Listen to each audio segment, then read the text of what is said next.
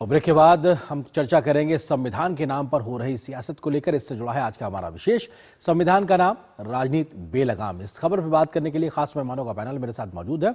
उनका परिचय आपसे कराते हैं। अनिरुद्ध प्रताप सिंह, प्रवक्ता है भारतीय जनता पार्टी के। इसके अलावा निखिल जैन, कांग्रेस समर्थक, राजनीतिक विश्लेषक है, वरिष्ठ पत्रकार शेखर अय्यर जी। आप तीनों को बहुत बहुत स्वागत है। अनिरुद्ध जी, सवाल ये कि भले ही आप संविधान दिवस मनाकर संविधान के प्रति, संविधान निर्माताओं के प्रति आप अपना कृतज्ञता प्रकट कर रहे हैं, लेकिन कांग्रेस ये सीधे तौर पे कह रही है कि साहब आप सबसे ज्यादा जिम्मेदार हैं संविधान को, देश के संविधान को कमजोर करने के लिए। अनिरुद्ध जी। हरेंद्र जी नमस्कार।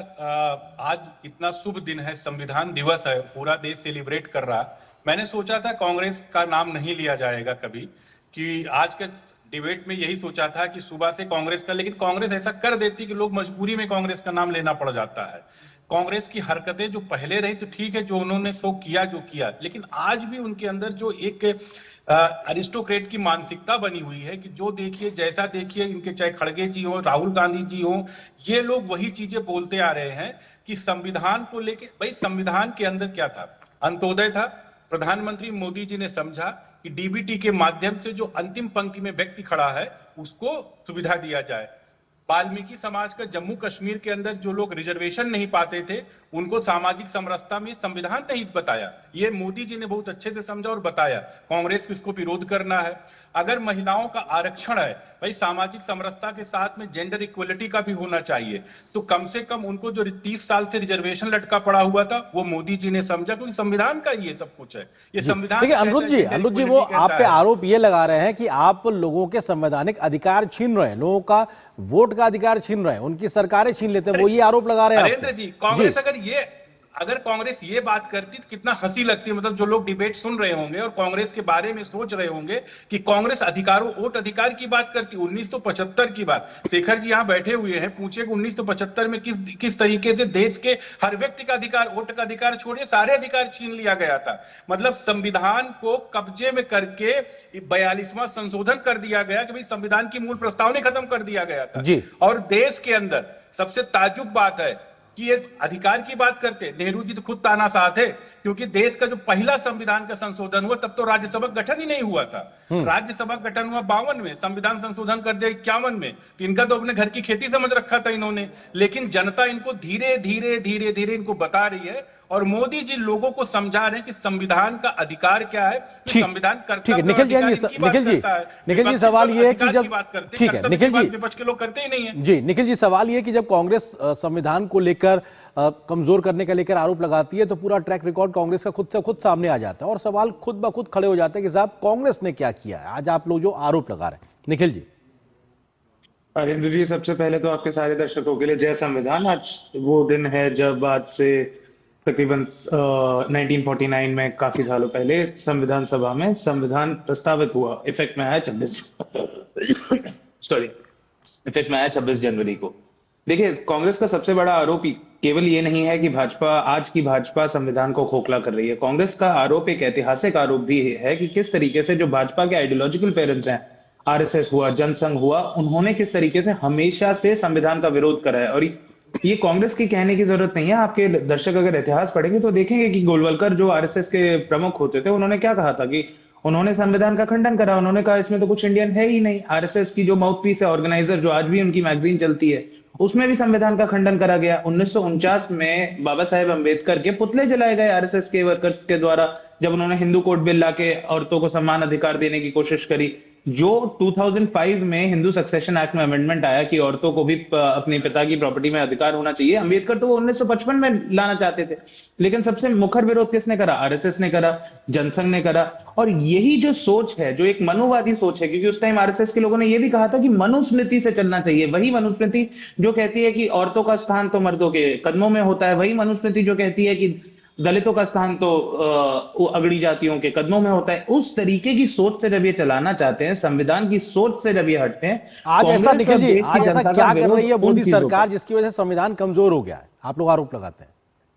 बिल्कुल, मैं बता देता हूं मोदी सरकार आज की तारीख में क्या कर रही है। जिस तरीके से फेडरलिज्म पे प्रहार करा जा रहा है कि जो विपक्ष के द्वारा विपक्ष शासित राज्य हैं, उनको आप जीएसटी के ड्यूज नहीं देते हैं, उन पे आप सेंट्रल स्कीम्स का कटबैक करते हैं, लेकिन जो स्टेट के राज्य हैं, जो बीजेपी शासित स्टेट्स हैं, उसमें आप फाइनेंशियल डोज देते हैं, उस पर आप कोई क्रेडिट लिमिट नहीं लगाते, और उसी के साथ संवैधानिक संस्थाएं जो आज बीजेपी के कदमों पे चल रही हैं, ज्ञानेश कुमार जी चुनाव आयोग के, जी। जब दिल्ली में आम आदमी पार्टी की सरकार ने 1,000 रुपए महिलाओं को देने की कोशिश करी तो उनकी स्कीम रोक दी गई, लेकिन जब नीतीश कुमार ने बिहार में 10,000 देने की कोशिश करी तो उनको आराम से देने दिया गया। इनफैक्ट कई तो आरोप तो ये भी लग रहे हैं कि वर्ल्ड बैंक से हरेंद्र जी मुझे 10 उधार सेकंड लेके दे ये ठीक दिए है गए ठीक हैं है 30,000 ठीक है करोड़ रुपए। शेखर जी, अरे, 10 शेखर सेकंड बड़ा ठीक, आरोप लगा हाँ इन्होंने, 10 ठीक है, सेकंड ओके, जल्दी से अनिरुद्ध जी, मुझे शेखर जी के पास जाना। हाँ ठीक पहली है बात जी। है हाँ कि अगर चुनाव आयोग की बात करते 2009 में किसानों को इन्होंने कहा कर्ज माफी किया, और चुनाव के दौरान उनके अकाउंट में पैसा ट्रांसफर किया गया, उनका कर्ज माफी किया गया, चुनाव के दौरान किया गया। उसके बाद राजस्थान के अंदर टैबलेट बांटा गया अशोक गहलोत के द्वारा। ये सब बातें कपोल कल्पना न करें। दूसरी चीज, अंबेडकर जी की बातें करते हैं, जी। अंबेडकर जी को संविधान सभा में तो नेहरू जी चाहते नहीं थे, इसीलिए तो बॉम्बे से चुनाव हरवा दिया था। ठीक है, हम बहुत महात्मा बहुत गांधी बहुत जी के पीछे ना इंटरवेंशन जाके, के बाद ठीक है में ठीक है अनिरुद्ध जी, बहुत पीछे ना जाके संविधान शेखर जी, सभा में निखिल जी मैं आ रहा हूं, निखिल जी एक सेकंड, निखिल जी, शेखर जी, सवाल ये है कि इधर के आरोप उधर के आरोप, लेकिन ज्यादा संविधान सम्मत है कौन? किसकी सोच, किसके काम और जमीन पे आज दिखाई पड़ रहा किसका नाम संविधान सम्मत ज्यादा दिखाई पड़ता है? शेखर जी देखिए, एक इतिहास जो है कांग्रेस की, जो इतिहास संविधान को लेकर, हम कोई भूल नहीं सकते इमरजेंसी के दौरान क्या क्या हुआ था। आज राजनीतिक कारण से अभी भी निखिल जी भी दिखा रहे थे संविधान की किताब, पूरे 2024 के चुनाव संविधान के नाम पे, संविधान के उल्लंघन के नाम पे, संविधान को रक्षा करने के नाम पे इन्होंने मैंडेट ये किया था कांग्रेस ने। और हर आपको विधानसभा चुनाव में ये बात बार बार राहुल गांधी जी बाकी कांग्रेस नेता करते आते हैं, और उसका परिणाम इलेक्शन में क्या उनको मिला, पब्लिक क्या रिस्पॉन्स दी, हम जानते हैं।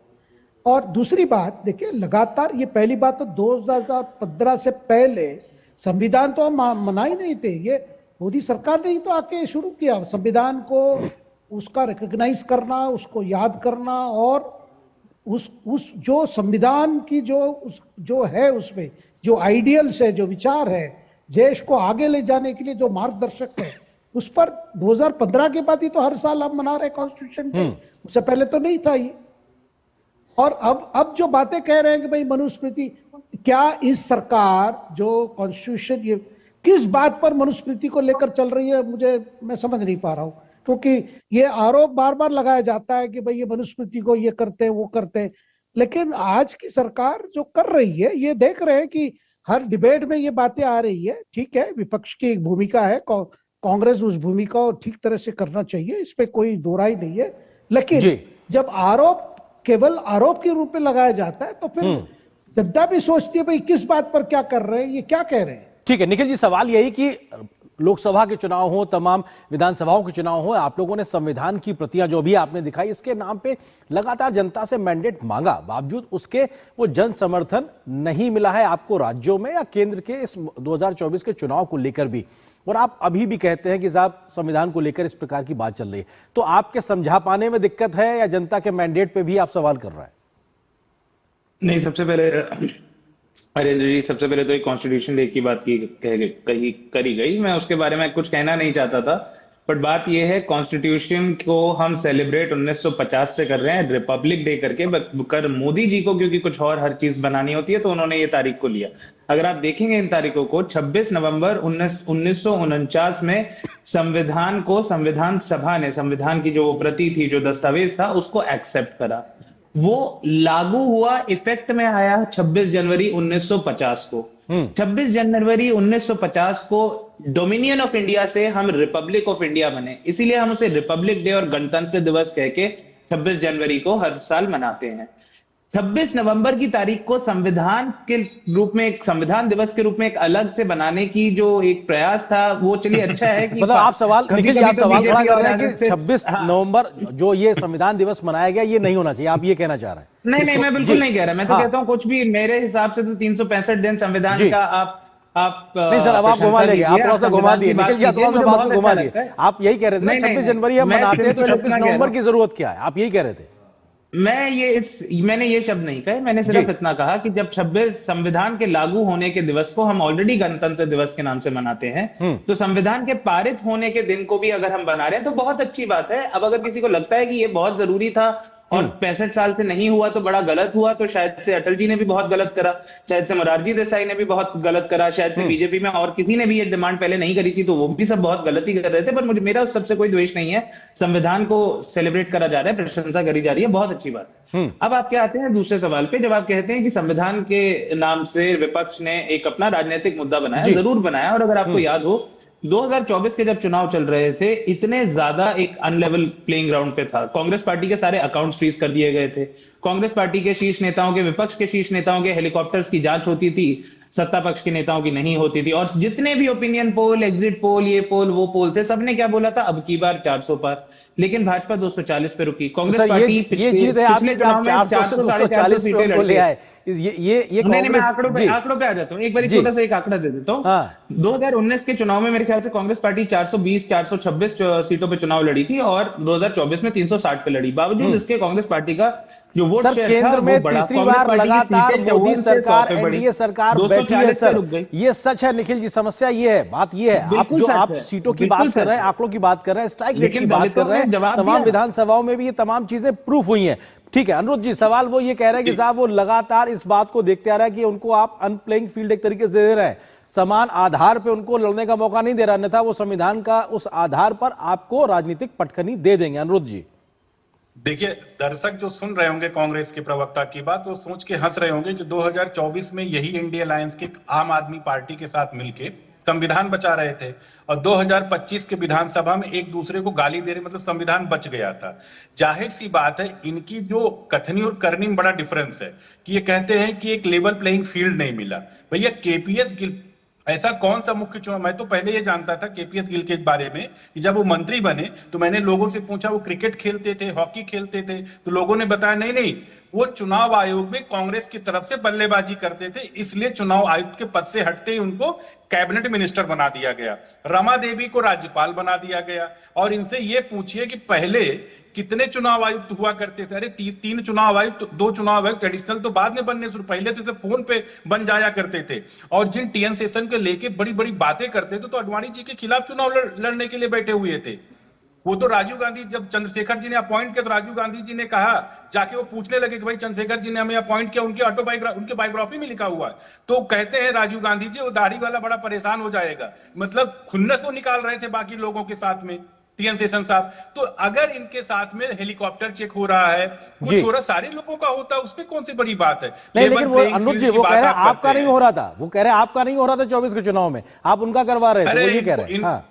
नहीं, वो सबका होता है, वो एक का होता है। ये शायद ये इन लोगों की आदत है झूठ बोलना, जैसे वो खाली डिक्शनरी वाली बुक लेके बैठे रहते हैं ना, लाल कलर किताब। इन्होंने संविधान तो किसी ने नहीं पढ़ा, अगर संविधान पढ़ा होता तो ये इंदिरा गांधी की काली करतूतें सबको पता होती, नेहरू जी के वो करतूत सबको पता होती, जिन्होंने अंबेडकर जी को चुनाव हरवाया कि 74,000 वोटों से चुनाव हरवा दिया। उस टाइम पे स्टैंप होता नहीं था, बॉक्स में रखा जाता था और उठाया, 14,000 से हार के 74,000 जो है वोट वो इनवैलिड हो गए। ये किसी के समझ में नहीं आएगा, जबकि उस टाइम पर स्टैंपिंग नहीं होता था।